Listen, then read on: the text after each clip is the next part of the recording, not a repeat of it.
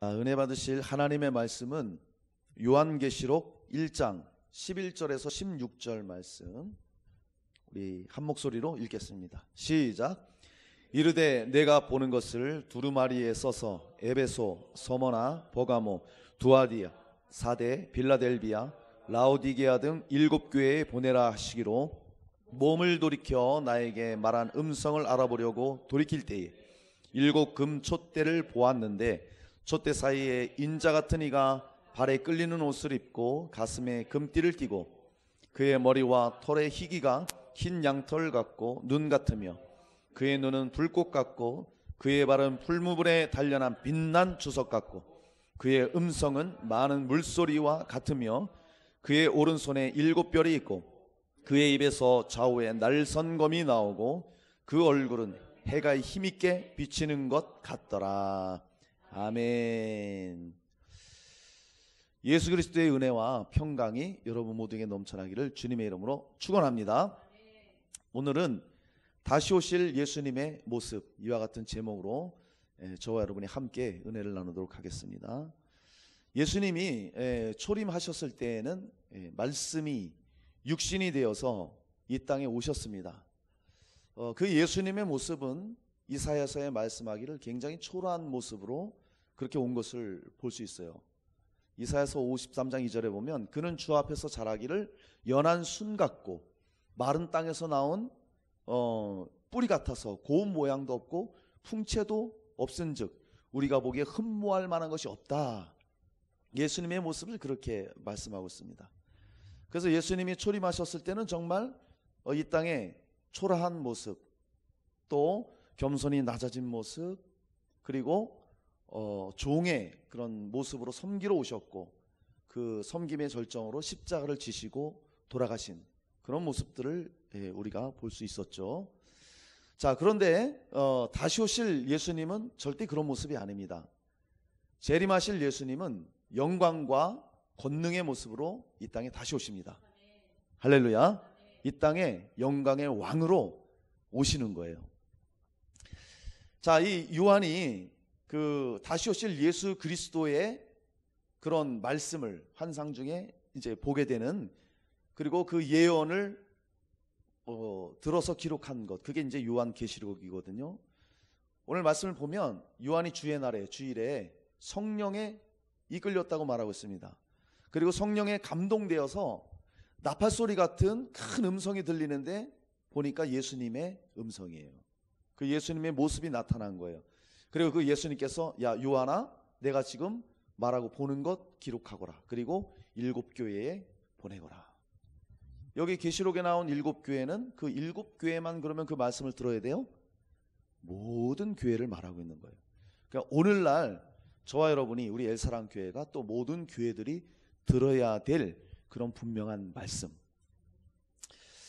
자, 그래서 오늘 본문을 통해 다시 오실 예수님은 어떤 분이신가 우리가 좀 더 자세히 알아보고요, 그 의미를 좀 알았으면 좋겠고, 또 마지막 시대를 살아가는 저와 여러분이 정말 어떻게 우리의 삶을 살아가고 어떻게 주님 오심을 준비해야 될지 알아갈 수 있는 귀하고 복된 시간 되시기를 주님의 이름으로 축원합니다. 자, 다시 오실 예수님의 모습은 어떤 모습일까요? 자, 첫 번째로 그의 머리와 털의 희기가 흰 양털 같다고 그렇게 말씀하고 있어요. 자, 우리 14절 말씀을 함께 읽어요. 시작. 그의 머리와 털의 희기가 흰 양털 같고 눈 같으며. 아멘. 사랑하는 여러분, 다시 오실 예수님은 죄가 없으신 성결하신 분으로 오십니다. 할렐루야. 죄가 없으시고 성결하신 분이세요. 자, 여기 희기가 양털 같다, 흰 양털 같다 그러잖아요. 흰색. 이 말씀은 다니엘서 7장 9절의 말씀이 그대로 인용된 거예요. 다니엘서 7장 9절에 내가 보았는데 왕자가 놓이고 옛적부터 항상 계신 이가 좌정하셨는데 그 옷은 희기가 눈 같고 그 머리털은 깨끗한 양의 털 같고, 그렇게 말씀하고 있어요. 다니엘서도 구약의 계시록이라고 말하잖아요. 마지막 때 될 일을 하나님께서 다니엘에게 이상을 통해서 보여주신 거거든요. 거기 그대로 정말 그 예수 그리스도, 마지막에 오실 예수 그리스도의 모습을 그렇게 영광과 순결의 그런 모습으로 나타내주고 있다는 거예요.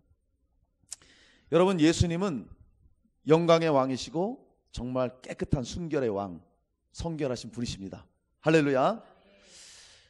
자, 그러니까 예수님이 죄가 없으시다는 것은 우리는 어떻게 보면 참 실감할 수 없을 겁니다. 왜? 우리는 늘 죄된 세상에서 살고 우리는 죄의 본성이 있기 때문에. 근데 예수님은요, 죄가 없으세요. 그 존재 자체가 성결 그 자체라는 거예요. 그냥 깨끗함 그 자체시라는 거예요. 거룩함 그 자체시라는 거예요. 그러니까 그 성결하신 예수님은 그 무엇과도 비교할 수 없는, 그 어떤 것과도 대체할 수 없는 그런 거룩하신 분. 사실 제가 이렇게 여기서 말해도 어떻게 형용할 수 없는 그런 성결하신 분. 그분이 바로 다시 오실 예수님의 모습이에요. 오늘 우리는 그것을 말씀을 통해 볼 수 있는 것입니다. 이 세상에서도 어떤 존경받는 인물, 위대한 인물들이 왜 존경을 받습니까? 그들의 삶을 보면 그 삶이 도덕이나 윤리적으로 흠이 없는 자들, 그렇잖아요. 그리고 그의 삶의 발자취를 보면 정말 어떤 희생과 수고와 이런 것들이 이렇게 나타나 있고, 많은 그런 어떤 일들을 했을 때에 그걸 존경하지 않아요? 그럼에도 불구하고 그들은 완전하지 않아요. 털어서 먼지를 안 나는 사람은 없다고, 뭐 하나 들춰내기 시작하면 반드시 뭐가 나오게 돼 있고 걸리지 않을 사람이 없다는 거예요. 그러니까 아무리 고결한 삶을 살지라도, 위대한 인물이라 할지라도 완전한 성결은 있을 수 없다. 그런데 우리 예수님은 완전 그 자체, 완전한 성결, 무흠 그 자체라는 거예요. 할렐루야. 그러니까 그 예수님이 얼마나 고귀하신 분이세요. 정말 얼마나 순결하신 분이냐 이거예요. 우리는 그것을 분명히 알아야 됩니다. 그래서 그 예수님의 순결함을 우리가 알아야 되고, 또 그 예수님의 순결함을 알았다면 그의 또 하나님의 자녀된 자로서, 예수님의 제자로서 우리는 어떻게 살아가야 될까요? 두말할 것도 없이 우리도 순결한 삶으로 우리 주님 앞에 우리 자신이 드려져야 된다는 그런 사실을 우리가 꼭 알아야 되겠습니다. 자, 다시 오실 예수님의 모습은 이렇게 죄가 없으신 성결한 그런 분이시라는 거예요. 이런 예수님을 우리가 지금 모시고 살고 있다는 거예요. 엄청난 일이죠. 예수님의 그 무죄성에 관해서는 성경에서도 우리는 찾아볼 수가 있어요. 누가복음 20장에 보면 종교 지도자들이 나옵니다. 그래서 이 예수님을 책 잡으려고 예수님께 가서 질문을 하죠. 동전을 딱 보여주면서, 로마 동전이죠. 선생님, 이 세금을 가이사한테 바쳐야 됩니까? 말아야 됩니까? 그렇게 시험하는 거예요. 어떻게 하든지 예수님의 죄라도 잡아내서 재판을 걸려고. 그럼 예수님이 만약에 그 세금 바쳐야 되지 않느냐 이러면 뭐라 그래? 그 사람들이? 아니, 유대인의 선생으로서 로마에 세금을 바치라고? 걸리는 거예요. 만약에 바치지 말아라 그러면 로마 쪽에다가 저 양반이 세금 바치지 말라고 합니다. 이렇게 또 걸면 걸리는 거예요. 뭐 양쪽으로 다 걸릴 수 있는 거거든요. 참 간교하죠. 근데 우리 주님은 다 알고 계셨죠. 그런데 뭐라고 말씀하세요? 가이사의 것은 가이사에게, 하나님의 것은 하나님에게. 아무 소리 못하게 만들어 버리는 거예요.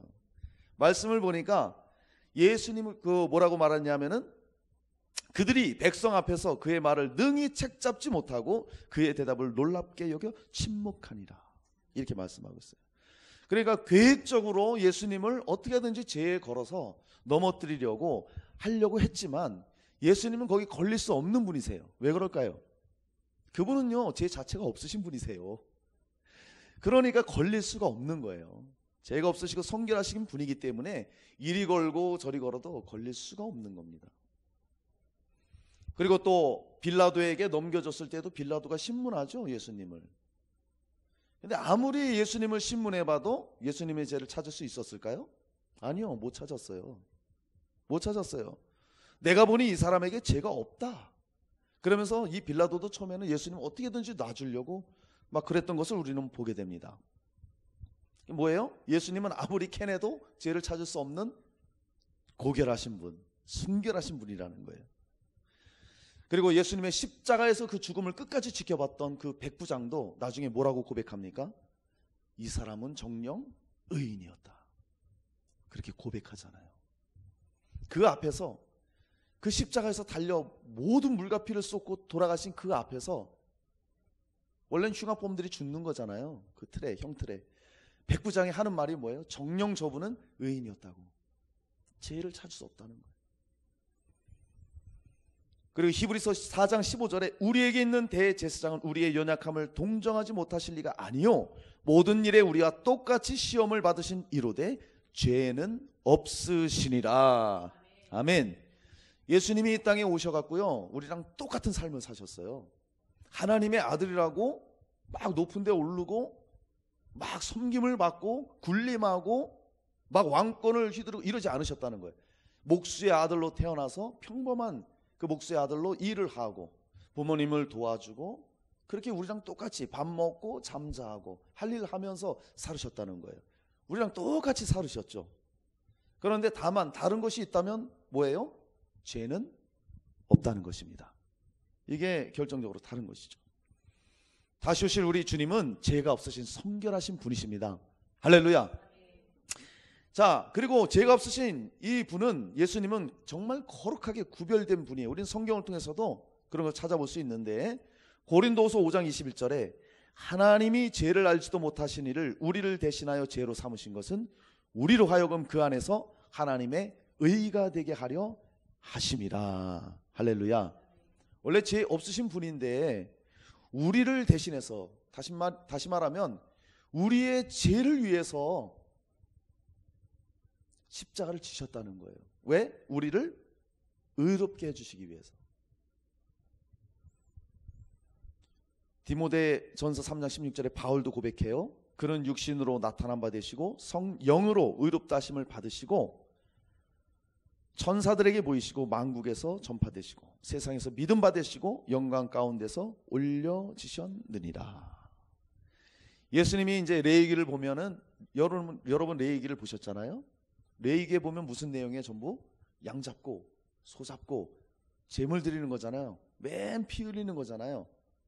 그런데 거기에서 양을 드리고 제물을 드릴 때에는 항상 흠이 없는 1년 된 그런 양 드렸단 말이에요. 그러니까 하나님 앞에 제물로 드려지는 것은 절대 흠이 없어야 돼요. 곧 그것은 누구를 의미하죠? 예수 그리스도.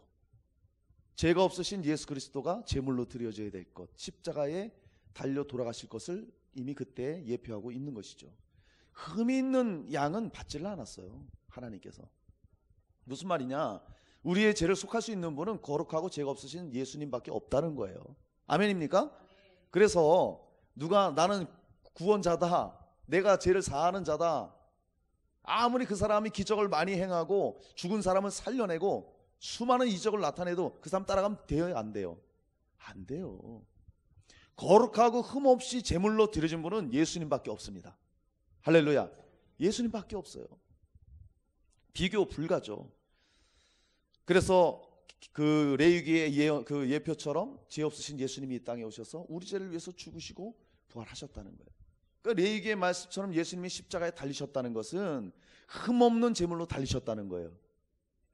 그가 흠이 있는 그냥 우리랑 똑같은 사람이었다면 십자가의 제물로 달릴 수 있었을까요? 절대 달릴 수 없습니다. 우리의 구속을 위해서 달릴 수 있느냐, 제물로 드려질 수 있느냐, 절대 그럴 수 없는 거예요. 그분이 십자가에서 달리셨다는 것은 다시 말하면 죄가 없는 흠없는 분이기 때문에 희생 제물로 하나님 앞에 드려질 수 있었다는 거예요. 그리고 그분은 3일 만에 부활하셨습니다. 부활하심으로 말미암아 무죄성이 완전히 증명된 것이죠. 성경은 말해요, 죄의 삭은 사망입니다. 그러니까 우리는 다 죽어야 돼요. 육체는 죽어서 흙으로 돌아가고 우리의 영혼은 그 죄 때문에 영원한 지옥 형벌을 피할 수 없다는 것이죠.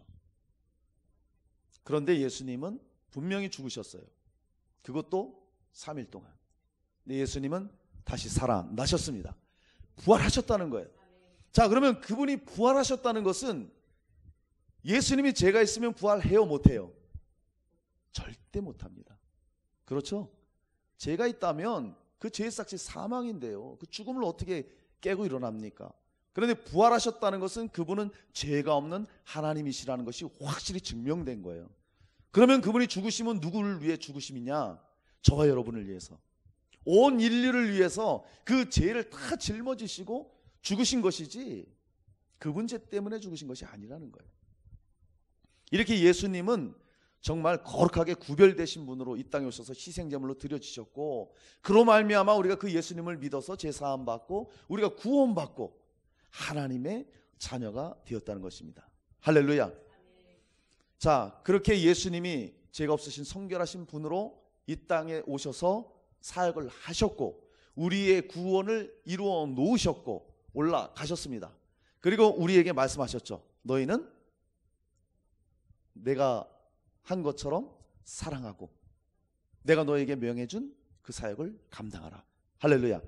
그러니까 우리가 어떻게 살아야 돼요? 이 시대를. 주님은 죄 없고 성결하신 분이세요. 우리의 구주가 되셨어요. 그럼 이 시대의 마지막 시대 우리 어떻게 살아야 돼요? 우리는 그의 피로 깨끗함을 입었잖아요. 예수 그리스도의 순결한 우리는 신부로 살아야 된다는 거예요. 정결함으로 우리는 살아가야 된다는 것입니다. 근데 참 그래요. 예수를 우리가 딱 믿으면 나타나는 게 뭐냐? 이전의 삶과는 단절이 딱 됩니다. 정말 예수 믿고 거듭났다면 이전의 삶은 그대로 살면서 예수님 믿을 수 없어요. 절대 그건 불가합니다. 순결하신 그 예수의 영 성령이 우리 안에 계시면 삶이 달라지는 거예요. 죄를 버리게 되고 세상 가치를 버리게 되고 육체의 정욕을 버리게 되고 거룩한 삶을, 하나님의 말씀을 따르려고 그렇게 살게 돼 있어요. 물론 완전히 그렇게 살 수는 없어요. 우리는 완전하지 않기 때문에, 완벽하지 않기 때문에. 우리는 때론 실수도 합니다. 연약하기 때문에 죄도 져요. 넘어질 때도 있어요. 또 어떤 때에는 연약하기 때문에 반복적으로 어떤 습관에 의해서 지는 죄도 있어요. 그럼에도 불구하고 진정으로 거듭난 사람은 그 마음 중심에 거룩한 삶을 살고자 하는 그런 열망들이 있어요. 간절한 마음들이 있어요. 그래서 주님을 정말 따르길 원하고 주님 말씀대로 순종하길 원하고 이런 마음들이 있기 때문에 그런 마음을 우리 성령이 아시고 붙잡아 주시고 그렇게 살도록 인도해 주신다는 것입니다. 할렐루야. 그러니까 예수님도 말씀하시잖아요. 내가 거룩하니 너희도 거룩하라. 그러니까 우리가 이 시대를 살아갈 이유와 목적이에요. 주님이 거룩하니 그분이 우리를 깨끗게 했으니 우리도 순결한 삶, 거룩한 삶, 즉 이 세상과는 구별된 삶을 살아야 된다. 그렇게 우리에게 명하셨죠. 여러분, 우리는 그럼 순결한 신부의 삶을, 어떤 삶을 살아야 될까요? 한마디로 말하면 오직 예수님 신앙으로 살아야 됩니다. 할렐루야. 이 세상에 정말 우리를 더럽게 하려는 것이 얼마나 많습니까? 우리를 더럽히고 넘어뜨리려고 하려는 것들이 얼마나 많아요. 그런 것들로부터 우리는 순결한 신부로서의 삶을 살아가야 된다는 것입니다. 세상의 모든 가치는 물질 만능주의예요. 다 물질을 따라가게 돼 있어요. 돈이면 최고, 돈이면 다 된다는 것이 지금 이 세상이잖아요. 그러나 우리는 오직 예수님 신앙으로 살아야지 그 자리에 돈이 대체되어서는 안 된다는 것입니다. 그리고 우리를 또 더럽게 하는 것들이 어떤 것들이 있습니까? 종교다원주의. 지금 시대가 그렇잖아요. 지금은요, 모든 사람들이 예수님의 유일성을 부인해요. 어떻게 예수를 통해서만, 너네만 진리냐 어떻게, 다른 종교도 다 인정해라. 석가도, 마호메도, 공자도, 다른 샤머니즘 이런 것들도 다 똑같은 거다. 가는 길만 다르지. 종교다원주의, 통합주의 이런 것들이 얼마나 우리를 유혹하는지 몰라요. 그런 것으로부터 우리는 오직 예수님 신앙 지켜야 돼요. 할렐루야. 그래서 성결한 삶을 우리도 살아야 되겠죠. 또 인본주의, 얼마나 인본주의가 아주 강력하게 지금 역사하고 있어요. 이런 것들을 우리는 잘 분별해야 됩니다. 그리고 그런 순결한 삶을 우리가 살기 위해서는, 그런 지혜로운 삶을 살기 위해서는 다른 방법이 없어요. 정말 생명 대신 주님의 말씀을 우리 붙잡아야 됩니다. 할렐루야. 그래서 우리가 말씀 읽는 거예요. 그래서 우리가 말씀 듣는 거예요. 이걸 붙잡아야 돼요. 그리고 기도하고 성령 충만함 받고 성령의 인도함을 받아야만 정말 순결한 신부로서의 삶을 우리가 살아갈 수 있다는 것입니다. 그런 삶을 살아야 예수님 다시 오실 때 그분을 만날 수 있는 거예요. 할렐루야. 그렇습니다. 정말 다시 오실 예수님은 죄가 없이 정말 성결하신 분이세요. 그분이 정말 추하고 더러운 저와 여러분을 깨끗게 해주셨습니다. 하나님의 거룩한 자녀가 되게 하셨어요. 그럼 우리는 어떻게 살아야 됩니까? 정말 성결한 삶으로, 주님의 말씀 따라고 성령 충만함으로 살아감으로 정말 예수님을 준비할 수 있는, 맞을 수 있는 그런 복된 삶이 되시기를 주님의 이름으로 축원합니다. 다시 오실 예수님의 모습, 두 번째는요, 그의 눈은 불꽃 같다고 말씀해요.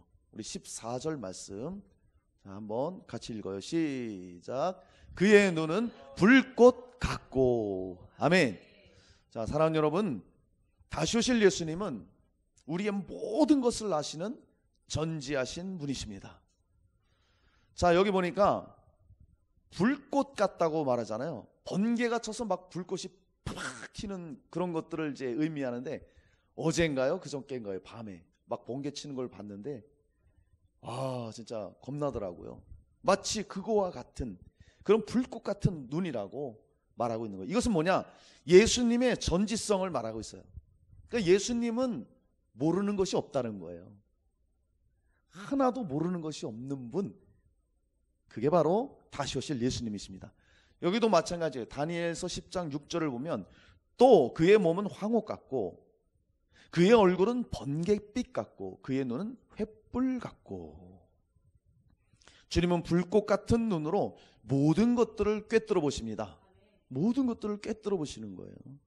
그리고 어느 곳에 있든지 다 보시는 분이시고, 어두운 것도 닫혀 있는 것도 아무리 멀리 있는 것도 비밀스러운 것도 우리 주님은 다 보신다는 거예요. 다 아십니다. 그러니까 우리의 마지막 때에 전지하신 주님 앞에 서기 위해서는 우리 어떻게 해야 돼요? 정말 깨어 있어야 됩니다. 깨어 기도하고 오직 성령의 인도함 받고 모든 행실에서 우리는 정말 깨끗한 삶, 거룩한 삶을 살아야 돼요. 왜요? 주님이 우리의 모든 것을 꿰뚫어 보고 계시기 때문에. 할렐루야. 다 알고 계셔요. 그러니까 우리가 속상해하는 것, 아파하는 것, 슬퍼하는 것 다 아시고요. 우리가 주를 위해 수고하는 것, 희생하는 것, 주를 위해 또 복음 전하는 모든 사역의 일들을 주님은 다 보고 계셔요. 그렇기 때문에 우리는 정말 주님 앞에 정말 언행 또 일치가 되어야 되고, 모든 행실에 있어서도 정말 올바른 삶, 말씀 따라가는 삶을 우리가 살아가야 되는 것입니다. 예레미야 23장 24절에 이렇게 말씀해요. 여호와의 말씀이니라. 사람이 내게 보이지 아니하려고 누가 자신을 은밀한 곳에 숨길 수 있겠느냐? 여호와가 말하노라. 나는 천지에 충만하지 아니하냐. 할렐루야. 다시 오실 우리 예수님은 말이죠, 전지하신 분이세요. 천지에 충만하신 분. 우리는 이 시간과 공간이라는 것에 닫혀 있죠. 우리가 지금 여기 있으면서 저기 지금 터키에 나가 있는 우리 간사님 볼 수 있어요? 못 보잖아요. 근데 주님은요, 어디든지 지금 불꽃 같은 눈으로 다 보고 계시는 거예요. 다 보고 계신다는 거예요. 그래서 우리는 예수님 앞에 뭐든지 숨길 수가 없다는 사실을 알아야 됩니다. 숨길 수가 없어요. 그분 앞에는. 사람은 속일 수 있어도 절대 우리 하나님은 속일 수가 없다. 그걸 알아야 됩니다. 시편 기자도 139편 1절에서 4절로 여호와여 주께서 나를 살펴보셨으므로 나를 아시나이다. 주께서 내가 앉고 일어섬을 아시고 멀리서도 나의 생각을 밝게 하시오며 나의 모든 길과 내가 눕는 것을 살펴보셨으므로 나의 모든 행위를 익히 아시오니 여호와여 내 혀의 말을 알지 못하시는 것이 하나도 없으시니이다. 주님이 우리를 그렇게 아신다는 거예요. 나의 앉고 일어서는 것, 일거수일투족, 내 마음의 생각들, 나의 모든 길과 가는 길과 내가 눕는 것, 내가 혀의 말하는 모든 것들 어느 하나도 주님은 놓치지 않으시고 우리를 알고 계신다 말씀하고 있습니다. 예레미야 17장 10절에 나 여호와는 심장을 살피며 배부를 시험하고 각각 그의 행위와 그의 행실대로 보응하나니, 이렇게 말씀하고 있어요. 자, 이 세상에는 어떤 사람들은 완전 범죄를 꿈꾸는 자들이 있습니다. 그래서 지금도 해결되지 않은 그런 완전 범죄, 또 미결 사건들이 있다는 것을 우리는 보게 되잖아요. 한 예를 들자면은 너무 오래됐어요. 그게 80년대 초반인가 중반인가 제가 그렇게 기억하는데, 대구 개구리 소년 실종 사건, 그건 지금도 미결이에요. 미결. 도대체 범인이 누군지, 아이들이 어디 있는지, 어디 묻혔는지 흔적도 지금 못 찾고 있잖아요. 이런 세상에는 완전 범죄가 있을 수 있고 미결 사건이 있을 수 있다는 거예요. 그러니까 하나님을 모르는 자들은 하나님을 두려워하지 않고 사람의 눈만 피하면 되지 뭐, 누가 알겠어. 또 믿음 있는 자들도 혹 그렇게 생각할 수도 있을 겁니다. 이건 누가 알겠어. 나름대로 잘 감췄다고 생각할 수 있어요. 그러나 다시 오실 우리 주님은 불꽃 같은 눈으로 모든 걸 아시고 다 꿰뚫어 보고 계셔요. 절대 숨길 수 없고 절대 속일 수 없다는 것입니다. 우리가 그 사실을 바로 염두에 두고 이 마지막 시대를 살아가야 되는 거예요. 그 주님 앞에 말이죠. 히브리서 4장 13절에 지으신 것이 하나도 그 앞에 나타나지 않음이 없고 우리의 결산을 받으실 이의 눈앞에 만물이 벌거벗은 것 같이 드러나느니라. 그러니까 지금은 우리가 생각할 때 궁금한 것들이 참 많아요. 그죠? 도대체 하나님은 왜 이런 것들을 용납하고 계실까? 도대체 하나님은 왜 세상이 악하고 선한 사람들이 피해를 받는데 왜 그대로 허용하고 계실까? 그죠? 하다못해 이 많은 천지 만물 중에 왜 해로운 것들, 해충들, 왜 이런 것들을 하나님이 그냥 두실까? 이런 궁금한 어떤 것들 우리는 너무 많잖아요. 근데 주님 앞에 나중에는 하나도 남김없이 다 드러난다는 거예요. 하나도 의문을 갖지 않고 다 드러나게 돼 있다는 거예요.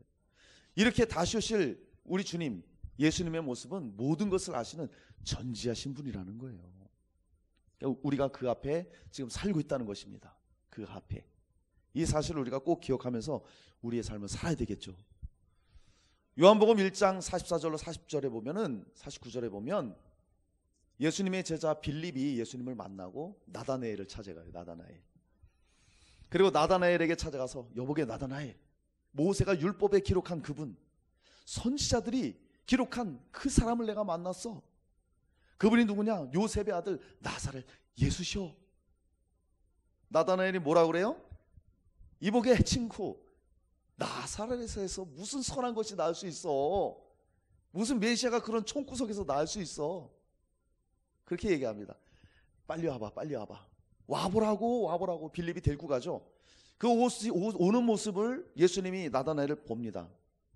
그리고 그 나다나엘에게 예수님이 말씀하시죠. 보라, 이는 참 이스라엘 사람이라. 그 속에 간사한 것이 없다.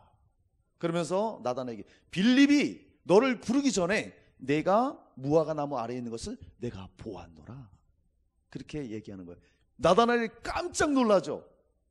빌립 만나기도 전에 자기가 무화과 나무 아래에 있다는 것은 그 율법을 가지고 그 사람들이 묵상하는 장소거든요. 그 나다나엘이 늘 하나님을 찾고 그 말씀 묵상하고 이런 모습까지도 예수님은 이미 다 알고 계셨다는 거예요. 네가 무화과 나무 아래서 있었던 것을 내가 알고 있어. 깜짝 놀라죠. 이게 전지하신 분이라는 거예요.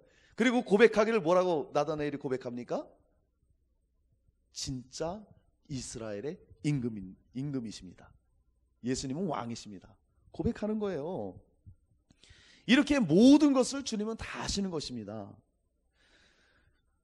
요한복음 2장 25절에 이렇게 말해요. 또 사람에 대하여 누구의 증언도 받으실 필요가 없었으니 이는 그가 친히 사람의 속에 있는 것을 아셨음이니라. 지금도요, 예수님은 불꽃 같은 눈으로 저를 보고 계시고 우리 사모님을 보고 있고 채영이를 보고 있고 우리 제자매 보고 있고 우리 찬영이를 보고 있고 모든 사람들을 지금도 보고 있다는 거예요. 지금 무슨 생각을 하고 있는지, 예배드리는 자리에 나와 있는데 마음은 지금 딴 데로 가 있는지 다 보시는 거예요. 다 아시는 거예요. 지금 숨길 수가 없다는 것이죠. 요한복음 6장에 보면 예수님이 그러잖아요. 제자였던 한 사람 가룟 유다에게 예수님 자신을 팔 것을 알고 있었어요. 그리고 거기서 말하죠. 이 중에 한 사람은 마귀니라. 다 알고 있는 거예요. 제자들은 어리둥절했죠. 무슨 소리야 이게 지금? 무슨 소리 하시는 거야? 예수님은 모든 것을 아시고 그 앞에 숨길 것이 하나도 없다는 거예요. 이 세상은 정말 속고 속이는 세상이에요. 누가 속이면 감쪽같이 넘어가잖아요. 그러니까 사기꾼들 있잖아요. 사람 마음을 모르는 거예요. 쉽게 속습니다. 그 사람의 중심과 그 사람의 의도와 그 사람의 진실을 우리는 쉽게 파악할 수가 없습니다. 이 세상은 그래요. 그럼 보세요. 정치인들 그 마음을 알겠어요? 그 사람들 마음은 헤아리지 못합니다. 정말이에요. 정치인들, 또 기업인들, 뭐 이런 사람들, 이런 사람뿐만이 아니라 모든 성도들도 마찬가지예요.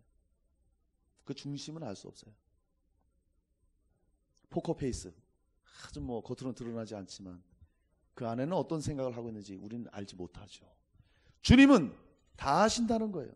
절대로 주님 앞에는 감출 수가 없어요. 다시 오실 주님은 그 주님이에요. 그래서 나중에 오실 때는 그 모든 것을 다 풀어놓고 네가 이랬지 이랬지 하면 거기 변명할 사람이 하나도 없습니다. 하나도 없어요. 오늘 본문에도 7교회에게 말하라 하잖아요. 에베소 교회, 서머나 교회, 버가모 교회, 뭐 쭉 7교회 말하면서 벌써 그 교회를 다 알고 계셔요. 에베소 교회를 말하면서 뭐라고 그래요? 처음 사랑 잃어버렸잖아. 주님은 다 알고 계시는 거예요. 서머나 교회 환난과 핍박을 받는 거 알지만 실상은 부유한 자다. 그렇게 말씀하십니다. 버가모 교회를 향해서 너희들이 지금 발람의 교훈을 따르고 니골라당의 교훈을 따르고 있지 않느냐 책망하시는 거예요. 두아디라 교회를 향해서 이세벨을 용납하고 우상의 제물을 먹는구나. 사대 교회를 향해서 내 행위를 안 하니 살았다는 이름을 가졌으나 죽은 자로다. 빌라델피아 교회를 향해서 적은 능력을 가지고도 말씀을 지키는구나. 너희들이 예수의 이름을 배반치 않는구나. 라오디게아 교회를 향해서 차지도 덥지도 않다. 미지근하면 내가 내어 토해내버린다. 다 아는 거예요. 모든 교회를 아시는 거예요. 책망받을 일도 아시고 칭찬받은 일도 아시고 모든 것을 주님은 다 알고 계시는 거예요. 불꽃 같은 눈으로. 그러니까 하나님이 다윗을 뭐라고 그래요? 내 마음에 합한 자다. 그렇게 얘기하잖아요. 다윗이 어떤 상황에서도 하나님을 찬양했던 것, 죽음의 위기에서도 원수를 갚지 않고 호의를 베풀었던 것, 그리고 죄를 범했을 때 침상에 젖도록 회개했던 것, 그리고 주님을 뜨겁게 예배했던 것, 옷이 흘러내리는지도 모르고 예배했던 그 모습들, 형편과 상황을 보지 않고 하나님만을 절대 신뢰했던 그런 모습들, 주님은요 하나도 놓치지 않고 다 보고 계신다는 거예요. 그러니까 우리가 신앙생활할 때 모든 수고와 또 주의 몸된 교회를 위해서 땀 흘리고 또 헌신하는 이런 모든 것들 바로 나에게 어떤 열매로 돌아오지 않고 또 힘에 겨울 때도 있어요. 낙심하지 마세요. 주님은 아십니다. 주님이 아세요. 모든 걸 다 보고 계시고 나중에 어마어마한 상급으로 우리에게 돌아올 것입니다. 그 모든 중심을 아세요. 아나니아 삽비라 보세요.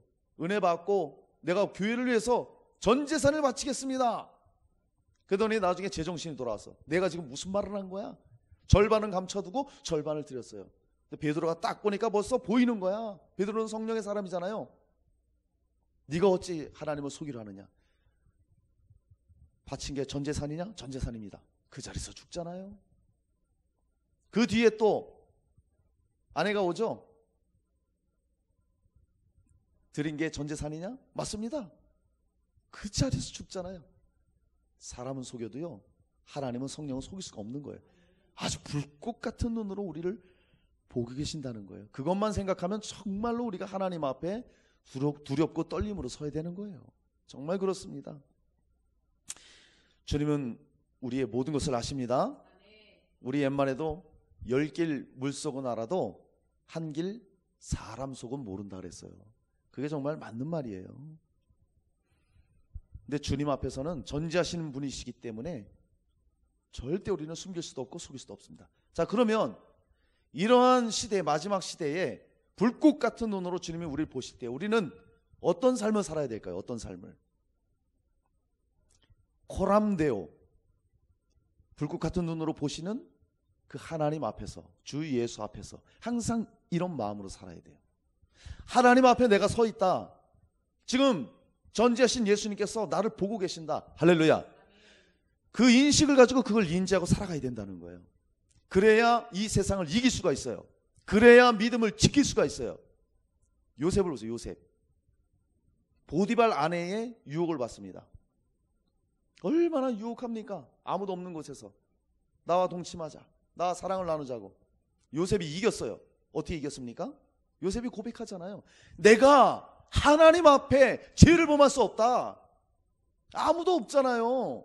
거기서 그 일 행하면 누가 알겠어요? 누가. 요셉은 그게 있었어요. 코람데오. 하나님 앞에서 내가 죄를 범할 수 없다. 마찬가지죠. 정말 이 마지막 시대에 정말 우리는 얼마나 치열한 영적 싸움을 싸워요. 교회를 핍박하고 이데올로기가 교회를 무너뜨리려 하고 차별금지법, 동성애 등 얼마나 교회를 핍박하고 지금 돌아가는 모든 현상들을 보세요. 교회 하면은 사람들이 벌써 인상 쓰고, 목사하면 사람들이 벌써 어떻게 대합니까? 대하는 것 자체가 달라졌어요. 어떻게 보면 이건 시작에 불과해요. 나중에는 어마어마한 그런 핍박들이 올 것입니다. 그런 세대를 우리가 어떻게 사느냐 이거예요. 또 우리를 무너뜨리려고 하는 수많은 그런 죄악들이 얼마나 많아요. 미디어라든지 수많은 육체의 정욕이라든지 우리를 유혹하는 것들 얼마나 우리 주변에 많냐 이거예요. 그러면 이 시대를 우리가 어떻게 살아요? 어떻게? 하나님 앞에서 불꽃 같은 눈으로 우리를 지켜보시는 그 주님 앞에서 우리는 살아가야 된다는 것입니다. 마치 요셉이 하나님 앞에서 죄를 이겼던 것처럼 이 마지막 시대 우리도 끝까지 믿음을 지키면서 절대 하나님을 신뢰하면서 우리 상황과 형편을 보지 말고 그 믿음으로 나아갈 때 우리가 승리할 수 있는 것입니다. 자, 사랑하는 여러분, 다시 오실 예수님은 불꽃 같은 눈으로 저와 여러분을 보고 계십니다.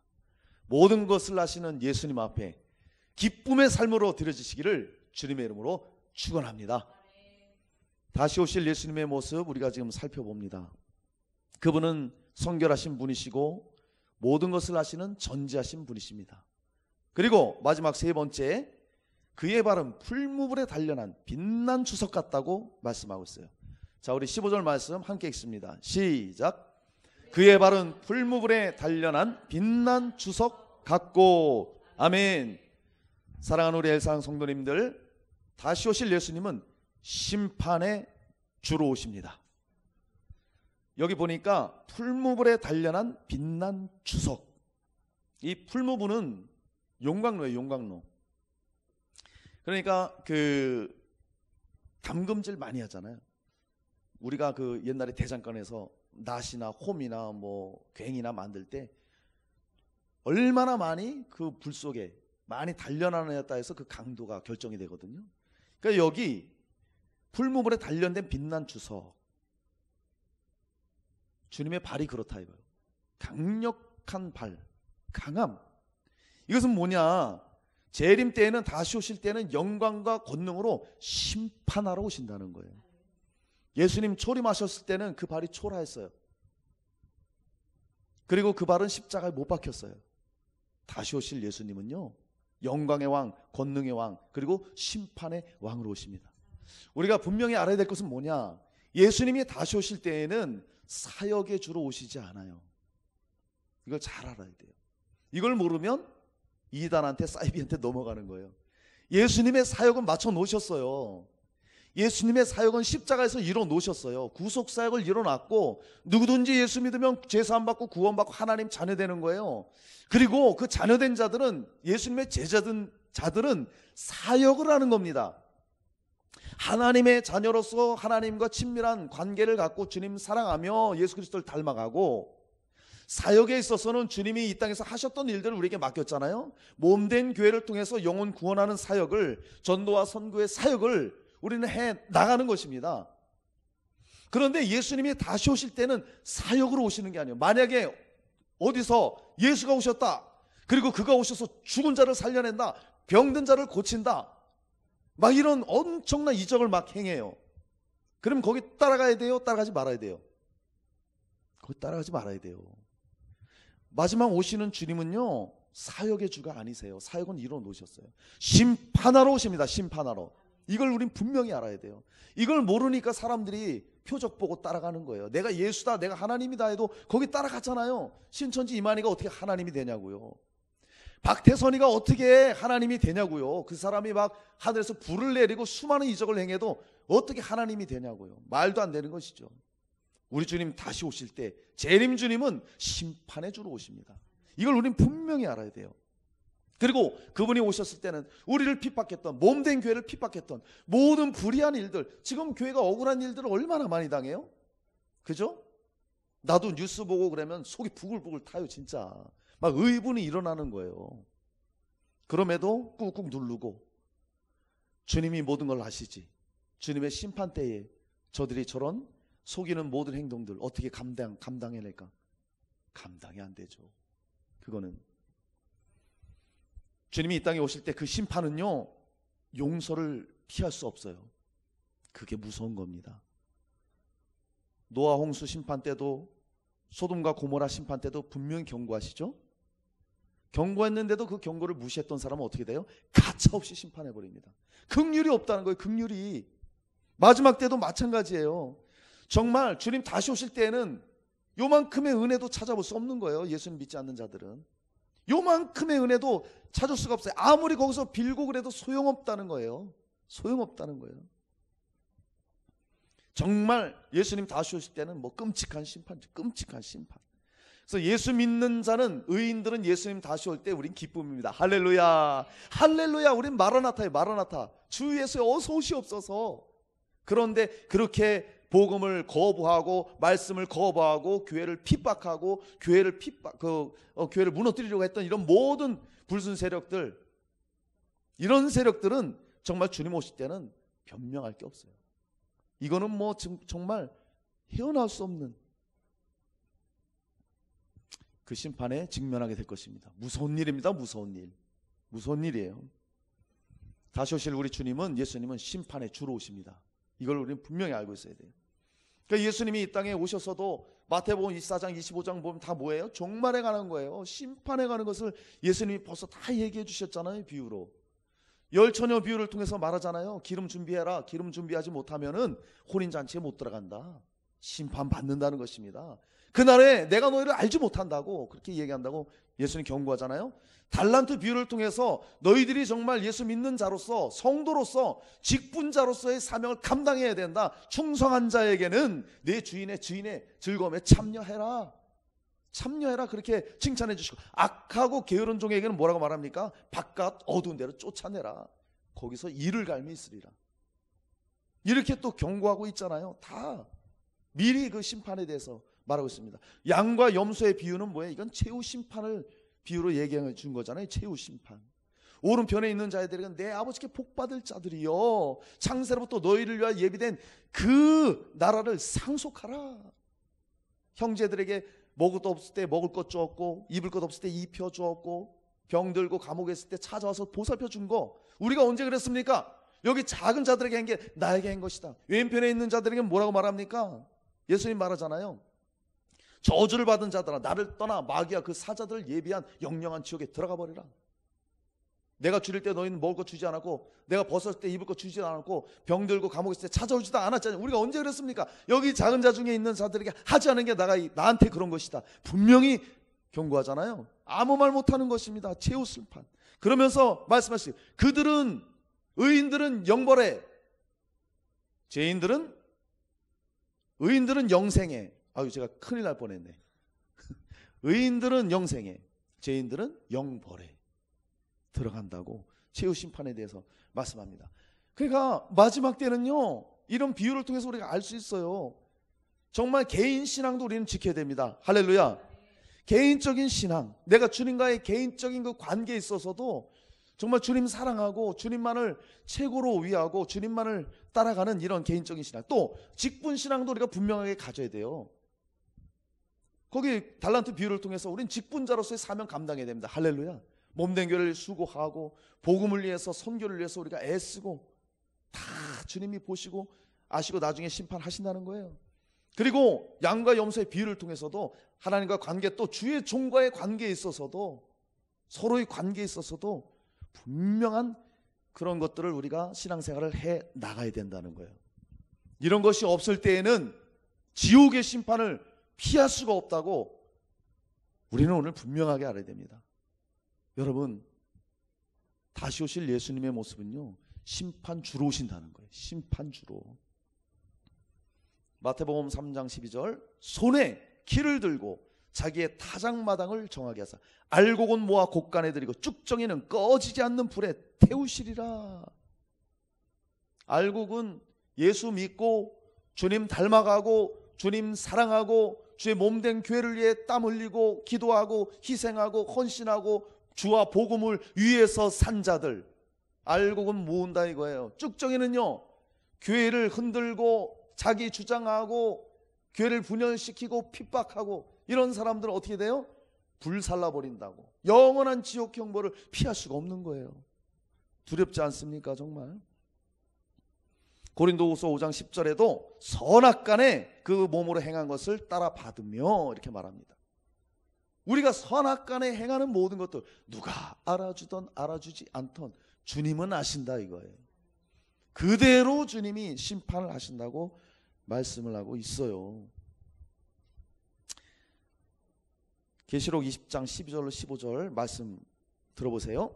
또 내가 보니 죽은 자들이 큰 자나 작은 자나 그 보좌 앞에 서 있는데 책들이 펴 있고 또 다른 책이 펴졌으니 곧 생명책이라.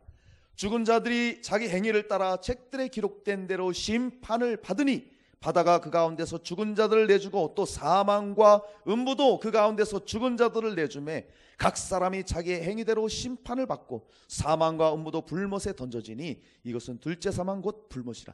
누구든지 생명책에 기록되지 못한 자는 불못에 던져지리라. 아멘이시죠? 분명한 심판이 있다는 거예요. 주님 오실 때는 심판입니다. 심판. 그러니까 지금 주님 오시기 전, 지금이 은혜 받을 만한 때요, 지금은 구원의 날이로다. 고린도후서 6장 2절이 말하는 겁니다. 지금이 은혜 받을 만한 때요, 지금이 구원의 날이에요. 그러니까 주님 오시기 이전에 우리의 삶이 얼마나 중요합니까? 우리의 생각과 우리의 이 신앙생활, 삶이 얼마나 중요하냐 이거예요. 그대로 주님이 심판하신다 말씀하고 있어요.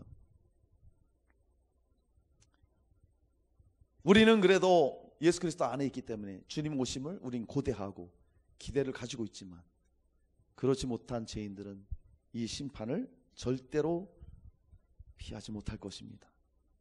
주님 모든 것을 불꽃 같은 눈으로 바라보시면서 행한 대로 다 갚아주시는 거예요. 그러면 우린 정말 어떤 삶을 살아가야 되겠어요? 이 마지막에 심판주로 오실 그 주님 앞에, 그 주님을 기다릴 때 우리는 어떻게 살아야 되겠느냐 이거예요. 히브리서에 말하잖아요. 하나님께 나아가는 자들은 그가 살아계신 것과 자기에게 상 주시는 심을 믿어야 할지니라. 우리는요, 우리가 정말 예수 그리스도 안에서 생각하는 것과 또 주를 위해서 우리가 하는 모든 일들이 있잖아요. 그런 것들을 주님이 보고 계시고 알고 계시고 우리가 상상도 못할 어마어마한 하늘의 상급으로 돌아온다는 사실을 분명히 알아야 됩니다. 아멘입니까? 그것도 믿음이에요. 그런 믿음이 있어야 돼요. 하늘의 상을 주신다는 그 믿음을 우리는 확실하게 가져야 됩니다. 믿음대로 되니까요. 그러면 그 믿음이 있으면 우리가 어떻게 삽니까? 정말 주님 오심을 기다리면서 탱자 그냥 누워서 그렇게 지내야 돼요? 아니라는 것이죠. 주님 오시기 전에 주를 위해서 정말 우리는 충성하고 무엇보다도 주님을 더 뜨겁게 사랑하고 정말 그 천국을 소망하고 영원한 그날을 위해서, 영혼의 때를 위해서 정말 모든 것들을 우리는 쏟아붓는 그런 삶을 살아야 된다는 거예요. 이 시대를 살아가야 될 저 여러분의 모습인 것입니다. 사랑하는 여러분, 말씀을 마치겠습니다. 다시 오실 우리 주님 예수님은 성결하신 분이세요. 죄가 없으신 성결하신 분. 그분은 모든 것을 하시는 전지하신 분이십니다. 불꽃 같은 눈으로 우리를 지금 보고 계셔요. 그리고 마지막에 그분이 오실 때에는 정말 행한 대로 다 심판하실 것입니다. 이러한 때에, 이 마지막 때에 저와 여러분은 정말 성결한 삶으로 주님 앞에 끝까지 믿음 지키면서 부끄러움 없이 주님 앞에 정말 상급받는 자들로 서시기를 주 예수 그리스도 이름으로 축원합니다. 아멘.